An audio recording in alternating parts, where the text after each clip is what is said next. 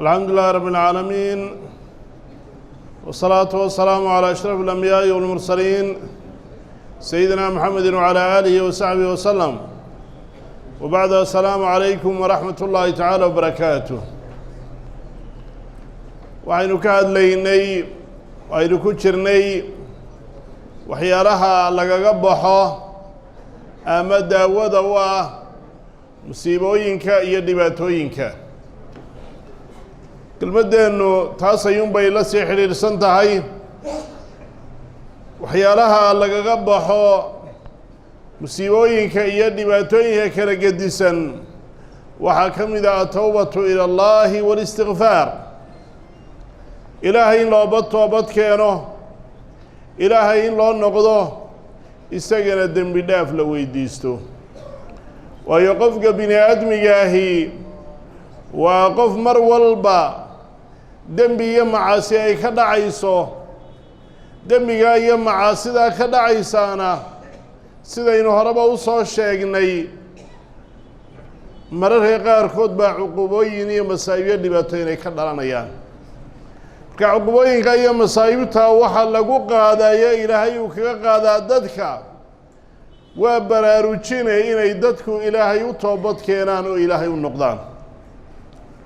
ilaahay baa qur-aankiisa in badan kaga hadlay ama dadka ku faray in loo toobad keeno oo loo noqdo ilaahay wuxuu uhi watuubuu ila allahi jamiican ayuha almu'minuuna lacallakum tuflixuun alla wuxuu leeyahay ilaahay u toobad keena dhammaan mu'miniinay si ay u liibaantaan baa ilaahay leeyahay oo liibaan adduunye iyo liibaan aakhiraba waxay ku jirtaa ilaahay oo mar walba loo noqdo oo dembi dhaaf la weydiisto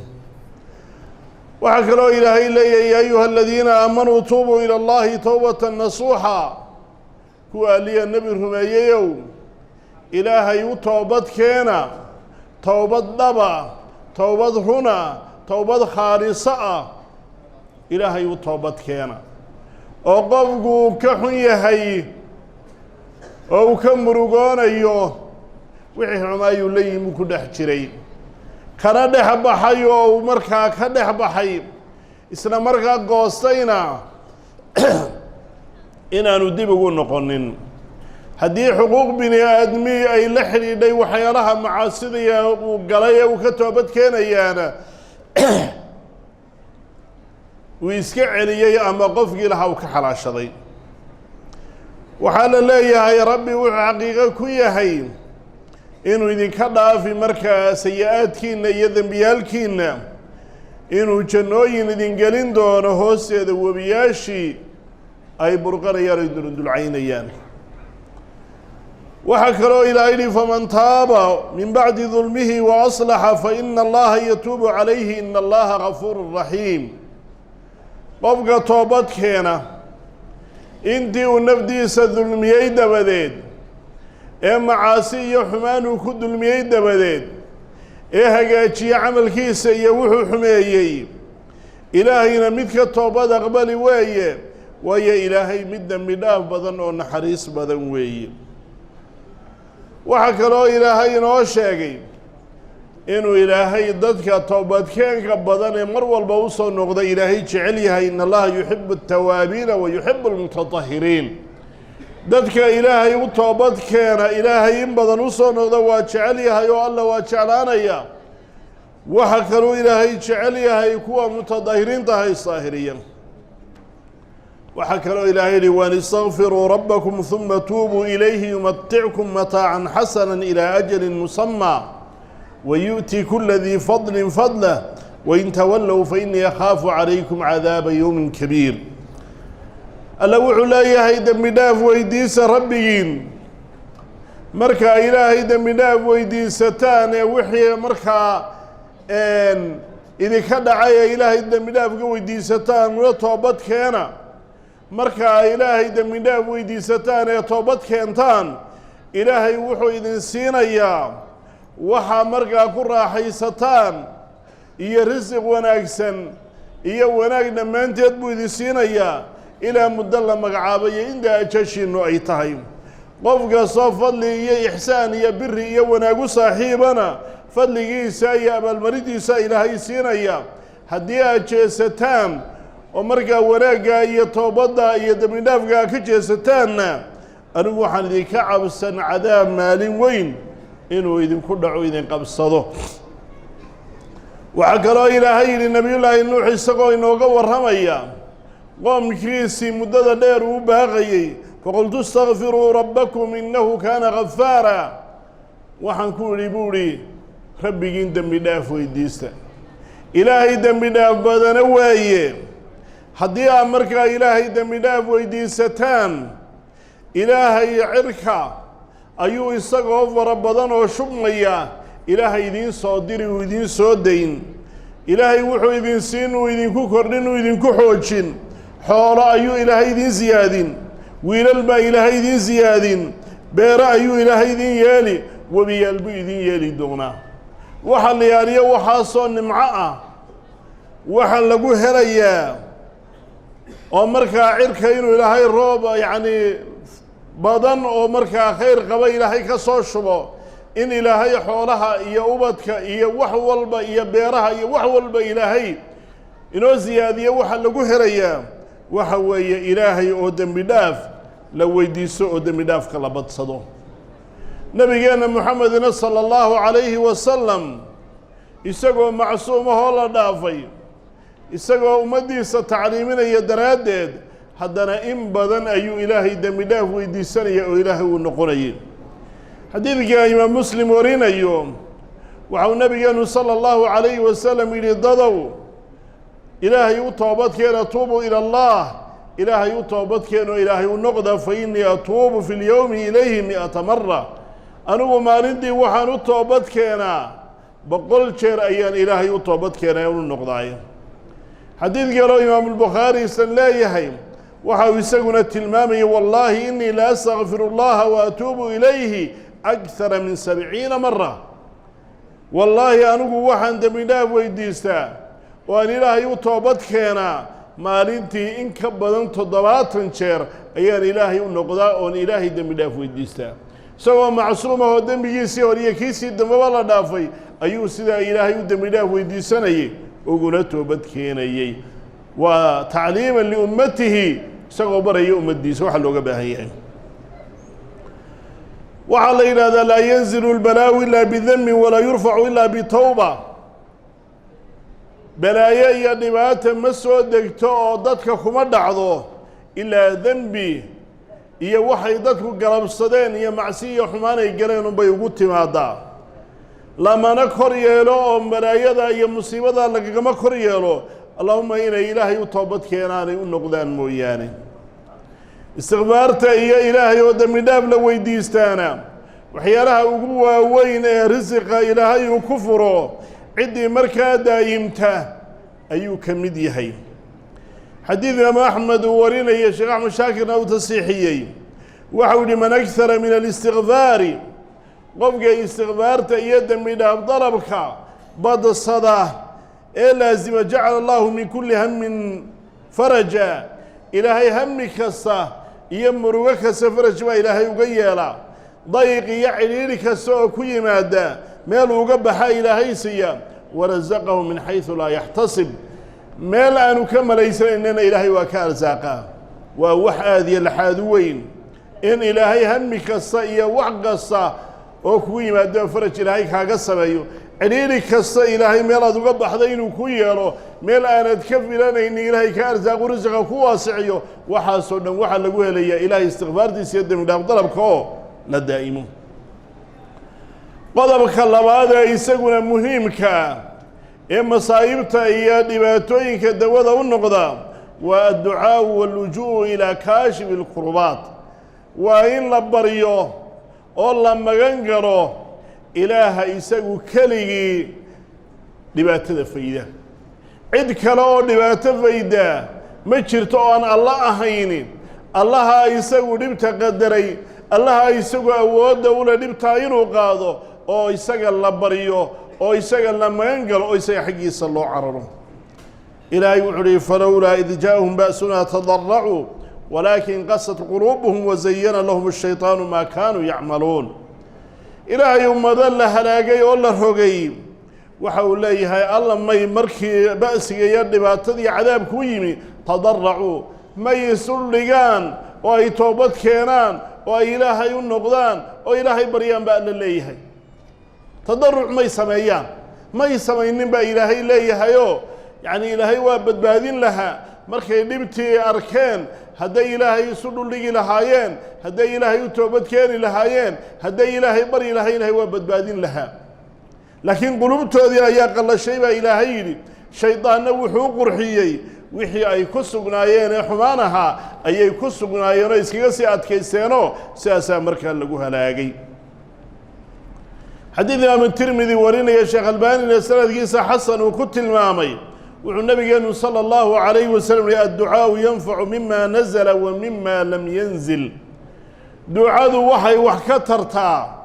balaayo soo degtay iyo balaayo aan soo deginba waxba ay ka tartaa oo ay ka nafcidaa wa inal balaa la yanzil balaa soo degta ayaa nabigu sallallahu alayhi wasallam yiri fayalqaahu ad-du'aa du'adii ayaa la kulmaysa oo ka hortagaysa fayatalijan ila yawm al-qiyamah ila qiyamah markaas ay isu lagdayaan ay isu roganayaan markaa isu wareegaysanayaan wax walba Ilaahay asbaab u yeelay balada ay imtixaanka qofka ku soo socotay sabab Ilaahay wuxuu ka dhigayaa ducada iyo baryada uu Ilaahay baryayo inuu Ilaahay kaga joojiyo dabeetana sidii baarkii patriotka la oranayay marka lagaga hortagayay magaaladu ay sameyseen gantaalada lagaga hortago sidaas oo kala marka ducada patriotka ay u noqonaysaayo masaa'ibtii iyo dhibaatooyinkii soo degayay ayay ka hortagaysaa marka siday marka ay isu rogayaan marka halka ay isugu haystaan ayaa qiyaamo ku dhacaya xadiidka Imam Muslim soo warinayo nabigu sallallahu alayhi wasallam waxyaaluhu ku ducaysan jiray waxa kamid ahayd Allahumma inni a'uudhu bika min zawali ni'matika ilaahay waxaan ka magan galayaa nimcada aad siisay yani mid daahira iyo mid qarsoonba ilaahu suulideeda inay iga tagto oo dembi iyo xumaan ay iga tagto waana mahadnaqay taasi ka dhigantahay ayaan ilaahay uu ka magan galaya caafiyadaada iyo caafimaadkaaga aad siisay inuu isaguna iga wareego oo xanuun iyo dhibaato igu soo weeyarato ayaan ka magan galaya niqmadaada iyo markaa cuquubadaada oo markaa si kada ah markaa la igu qabto oo markaa cuquubo iyo dhibaato markaa kada degdeg ayaan ka magan galaya cadadaada dhammaanteed wixii markaa sabab noqonaya keenayay ayaan ka magan galaya walaalayaal ducadu markaa qofkii dhibaataysnaa oo qalbi soo jeeda oo khaalisa oo muuqin bil ijaaba inuu ilaahay ajiibayo yaqiinsan in laga ajiibayo oo ay wax tarayso oo ilaahay aqbalayo waxa u daliila ambiyada kala gedisan iyo xilliyada ay imtixaanaadka dhibaatooyinka la kulmeen iyo sida ilaahay u bariyeen iyo sida ilaahay markiiba u ajiibay laba nabi ayaynu soo qaadanaynaa mid waa nabiyullaahi muuse sheekh maxamed aadan maarin dhaweyd baa ayana si fiican ducadaas iyo wixii markaa uu ku helay xaaladda nabiyullaahi muuse ku sugnaaba yani uu uga hadlay nabiyullaahi muuse oo ka soo baxay markaa magaaladiisii iyo dhulkiisii oo markaa keligii oon waddo garanaynin markii ummadiyan soo gaadhay waa kii markaa halkaa kula kulmay laba hablood oo arigoodii celcelinayo oon waraabinayno intay raggani markaa ka fulayaan xoolaa waraabsanaya yacni sugaya waa kii kula kulmay ilaahay wuxuu inoo sheegay inuu markaas u waraabiyey uma tawallaa ila adil dabeetana markii uu waraabiyey had meel yani xilli cadad kulaylaba hayda geed ayuu iska fadhiistay waa keligii cadow buu ka baqanaya ayuu ka soo baxay meel alliyaaliya meel wax kaga horeeyaan ma jirto wuxuu haystaa ma jirto cid yacni uu ku soo hagaagay ma jirto halkaas ayay nafdii iyo firdhadkii ay soo dhigtay oo ay soo joojiso intuu weliba ixsaanka iyo samafalkaa sameeyey khayru nnaasi anfacuhum linnaas intuu weliba hablaha dhibaataysan u waraabiyey oo dabeetana dar ilaahay ugu waraabiyey muu dabagelin hablihii dhibaatada iyo baahida haysay kama faa'iideysanin markuu markaa muraadkoodii u dhameeyey waa iskaga jeeso gees hoostii ayuu tegey halkaasuu dabeetana ilaahay telefoonkiisii ayuu dirtay faqaala rabbi innii lima anzalta ilaya min khayrin faqiir wuxuu yidhi rabbi ow anigu waxaad yani culimada qaarna maadi bay ka dhigeen qaarna mudaaric bay ka dhigeen waxaad ii soo dejisay ama wuxuu ugu mahadnaqayaa wixii hore ilaahay uu siiyey khayr ahaa dee badbaadinta ilaahay uu ka badbaadiyey waxyaalo fara badan u soo qabtay ayuu markaas ilaahay ugu mahadnaqayaa isagoo markaa dee wax kaloo khayr oo badanna uu ka filayo xusaya oo xaaladiisaas iyo sida ay tahay markaa xusaya wuxuu rabbi ow waxaad markaa soo dejiso macnaha waxaad ii soo dejiso ee khayr iyo wanaaga khayr dhammaantii ha yaraado ama ha badnaado mid faqiir ah oo u baahan baan ahay buuli markuu ilaahay sidaa u bariyey isla markiiba ilaahay gargaarkiisii ayaa u yimi fajaadu ixdaahumaa hablihii bay mid ka midii u timi oy tidhi aabbahay baa kuu yeedhaya halkaasaa markaa ilaahay uu ku nabadgeliyey halkaasaa ilaahay shaqo uu ka siiyey halkaasaa ilaahay uu guur ka siiyey culimada qaar waxay dhaheen waa diciyada dhallinyarada hadduu guurku ku adkaado inay ku ducaysaan ay tahay leannu markaa taa ku ducaysaa khayr oo dhan ilaahay isugu wada qoofalay midna waa nebiyullaahi ayuub wa ayuuba id naadaa rabbah أني مسني الضر وأنت أرحم الراحمين نبي الله أيوب أو امتحان بدني وقبصدي وحنون شركي سو كل عي أو يعني أهلك يا ريرك يا حولي هذا مسكر راعين أو كليجيء أو نباتي صن يا ربي ويا لي ربي أو نبا يا إتابتي وأنت أرحم الراحمين أدكوا حريصا كون حريص بدن ayaa tahay markuu sidaa yiri ilaahay isla markiiba fastajabna lah ilaahay wuxuu waana jiibnay fakashafna ma bihi min dhur wixii dhiba haysatay ilaahay waa ka faydo waa ka dul qaaday oo caafimaad baa ilaahay ugu bedelay waataynaahu ahlkiisii ayaa ilaahay si ubadkiisii iyo ooridiisii wa mithluhum ma'ahum intii ehelkiisu ahaa in leegna ilaahay waa ugu kordhiyey maalkiisii baa ilaahay u soo celiyey raxmatan min cindina ilaahay wuxuu naxariis agtayada ka ahaatay ayaanu sidaa ugu samaynay wadikra lilcaabidiin iyo inay waana u noqoto iyo wax ku qaadasho kuwa caabidiintaha ilaahay caabudaya markay arkaan dhibta soo qabsatay intay leekayd markay arkaan sida ugu sabray ugu dulqaatay marka ay arkaan caaqibada sabirka iyo ilaahay oo la isku xidho oo la baryaa waxa ay noqonayso ayay waana u noqonaysaa inna wajadnahu sabiran ni'ma al-'abdu innahu awwab ilaahay wuxuu ku tilmaamay inuu ahaa saabir inuu ahaa markaa mid awaab maaha inuu ahaa ayaa ilaahay ku tilmaamay marka walaalayaal waxaynu u baahannahay ilaahay in badan inaynu noqono waxaynu u baahannahay ilaahay qalbi khaalis ah inaynu ilaahay ku barino cinda ashadaa'id wa cinda almasaa'ib ilaahay waa inaga faydayaa wax allayaaliya wixii dhibaa inagu dhaca ilaahay markaa wax ka khayr badanna ilaahay waa inoogu bedelayaa kelmadda waxaan ku soo gabagabaynayaa walaalayaal innagoo saynu horeba u tilmaanay dee abaare iyo biyo dhaan ku jirnay oo dee miyiyadii marka ay aada u dhiban yihiin ayaa musiibadan iyo gubashada timi waa la ilaaway markaa miyigii iyo biyo dhaankii qaylo weyn baa runtii jirta haddaan ilaahay baynu ka baryaynaa inuu noo soo gargaare waa la ilaaway maanta miyigeedukii oo talaynu ku wada mashquulay oo guddi abaareed iyo mid kasta halkanaynu ku wada mashquulayyo reer magaalo kulla halkanaynu u wada jeesanay laakiin miyigii dhib weyn baa ka jirta